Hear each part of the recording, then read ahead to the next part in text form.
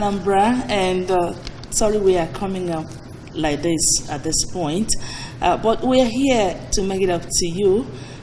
We have two professors in the studio this morning to really look at two big topics.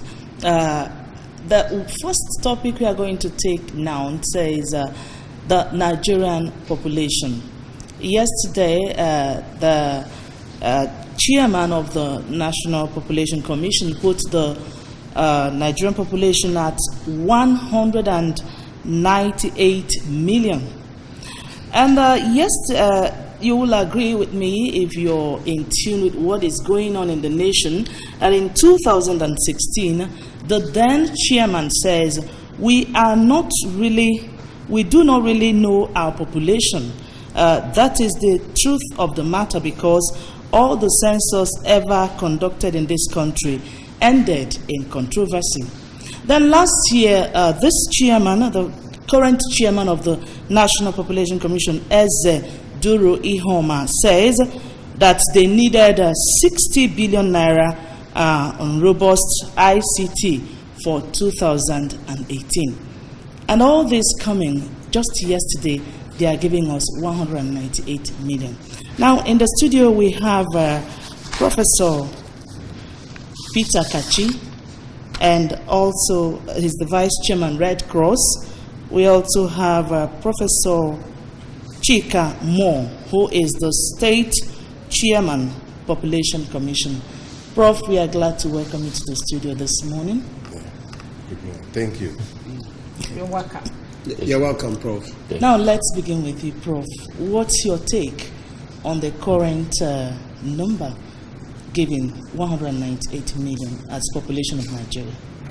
Well, yes. You know, what normally happens is that when censuses are conducted, once the figures are accepted by the Federal Executive Council, actually by the National Council of States, then they are official figures. And then in the intervening years, what the Commission does is to make projections, to project the population until another census is conducted. The last census that was conducted, that was accepted by the National Council of State, was in 2006. That time, the population of Nigeria was given as about 142 million. Now, and it has been calculated that the growth rate of Nigeria is 2.5. So 142 million in 2006, projected at 2.5% every year to 2018, will now put the figure at about 198 million. So the chairman was what the chairman gave was, the figure he gave was a projected figure, because census have not been conducted. And we know that international best practices say that census should be conducted every 10 years, because the projections work well, you know, within a few years. By the time you get to the 10th year, that projection begins to go haywire. So, but without any new census, the best you can do is to keep on projecting from the past census. Keep on, and how accurate could that be? You know. Yeah, of course. Yeah, of course. Well, the projection is accurate. Well, the accuracy is guaranteed within the first 3, 4, 5 years. After that, the accuracy of the projection suffers a lot. So what exactly is the basis for the projection? What do you use as template? Okay, measuring. Yes. What is used is it's a complicated thing, but normally when you look at what you call the growth rate in the population, by the time you account for influx into the system and then outflux from the system, that is the births and all those things, the births and the immigration to the system, and then discount deaths and people living the system. Let me get to Professor Kachi. Considering the rate of death in Nigeria now, the incessant killings here and there, just this morning we read from the papers that 25 people died yesterday. That's the one they were able to account for. Do you think the population of Nigeria is increasing or decreasing? Precisely. The population of Nigeria is increasing in the sense that Nigeria has more than 1,800 unmanned borders. And the moment they came into this country, nationalize or naturalize themselves. We have a lot of problems, mostly from the Sahel area and other areas. Our boundaries are very porous. I pity National Commission because what they are doing now is speculative permutation and combinations, because they have no correct figure. If you talk about our population, the alien herdsmen, are they part of our population or are they invaders? The Boko Haram in Sambisa forest, were they accounted for? You have a lot of problem. Apart from that, Nigeria is endowed with enormous population. Our population is not reducing. Our population would have shot up to 200 and something million by now. Another problem is registration is not being done in Nigeria. There is no national. Yes, I was coming to that. Yes. If we have data for people that are born, accurate data and accurate data of people that die every year in this country. Good. A lot of people have no birth certificate. They only go to court to swear to affidavit of age, of origin. So the National Population Commission will start. Might find it difficult. We come down and start from there. Then, but the federal government will have to help them. They are trying their best, but they don't have the wherewithal to man the borders and look at people. The Nigerians, Niger Republic citizens in Nigeria, there are many of them, more than 5 million. Are you saying that the they are part Malians, of the population? are they part of our? They are part of our population because they have outside speaking language. Yes, the Chadians too. These are the problems we have in this country. No, and I'm telling you that even the one they are giving us at 190 is still underestimated. All right, let's see. He has something to say. Prof. Moore, in the course of, could you let us know your place in the National Population Commission here? Okay. Your portfolio, sir. Okay, yes. I was the Federal Commissioner representing Anambra State. Okay, Federal Commissioner. Yes, representing Anambra State. In the National Population Commission. National Population Commission. All right, yes. Go on, sir. Yeah, so actually, there's what we call vital registration. That's registration of births and deaths. And then we, normally, when our board came in 2012, we made a proposal, one, to ensure 100% vital registration. Because if you ensure 100% vital, registration of births and deaths, and then you conducted a good census, now, once the VR system is up and running complete, and you have a good census, a credible census, now you find that matching these two, you can always get the correct population at any particular time. And also, we now propose the ID card system, and then, because one is that the commission has the power to register people, to take care of people from cradle to death. Now, but we should cooperate with many other agencies, provide data that other agencies will use, like the national ID card that's been issued by NIMSI. It is supposed to work in cooperation with us, because if we have the data from birth, now we'll be able to know when people are 16 and above, and give that data to the NIMSI, who will now issue the ID cards. We will also be able to help the INEC, because from our data we will know those who are 18 years and above in any particular area. But the truth is that there has been a problem with Nigerian census. Prof. Kachi is saying that it is an underestimation. There are facts, there are things that we discover that create a lot of problem. Even the 2006 census that has been was accepted despite its faults. The truth is that before you conduct a census, there's what we call enumeration area demarcation. Unfortunately, politics will always come into play in our censuses.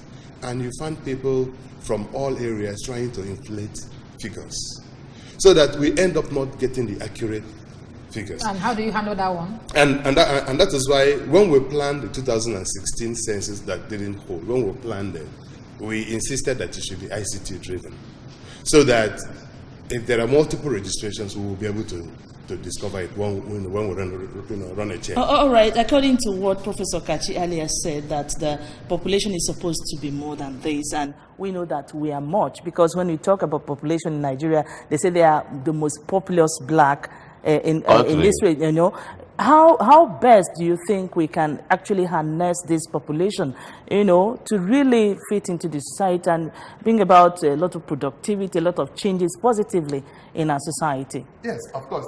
That was why the Commission took the approach of population quality improvement, because we said that our population is our greatest asset. And therefore, what government should do is to invest on the population.